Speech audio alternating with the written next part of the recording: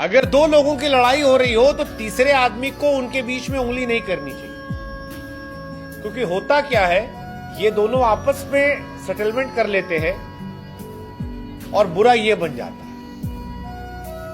यही हुआ पाकिस्तान में फकर जमान के साथ। बाबर आजम टेस्ट टीम से ड्रॉप किए गए।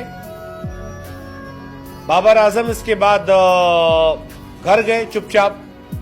वो तो support for you guys tweet करते रहे, लेकिन जिस पीसीबी ने बाबर आजम को ड्रॉप किया था उसको लेकर फकर जमान ने टाइप करके ट्वीट। अब हम टीवी वालों की दुनिया में कहावत है कि छपास और दिखास की बीमारी बड़ी खतरनाक होती है, और यही हुआ इनके साथ। बाबर आजम को विराट कोहली से तुलना करके फकर जमान ने जो ज्ञान लिखा था, वो ज्ञान पीसीबी को अच्छा नहीं लगा और कहा तुम्हारी ऐसी की तैसी, तुम हमारे सेंट्रल कॉन्ट्रैक्टेड प्लेयर हो और पापा को नहीं सिखाते, हमारे नीचे हो तो नीचे रहो। आसान शब्दों में पीसीबी यही कह रही थी और यही हुआ। अब फकर जमान के साथ क्या हुआ? फकर जमान नेशनल टीम से कॉन्ट्रैक्ट भी चला गया। फकर जमान का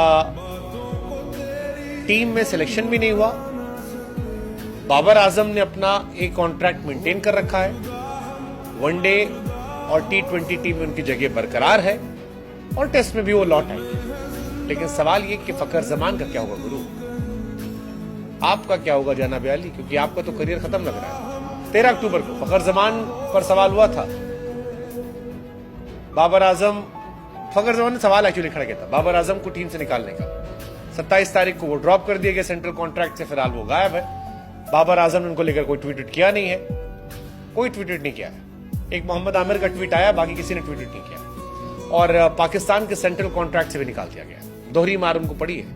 फकर जमान वो बल्लेबाज हैं जिन्होंने पाकिस्तान की इज्जत आबरू इंडिया में जब मैच चल रहा था बचाई थी, न्यूजीलैंड के सामने भी, बांग्लादेश के सामने।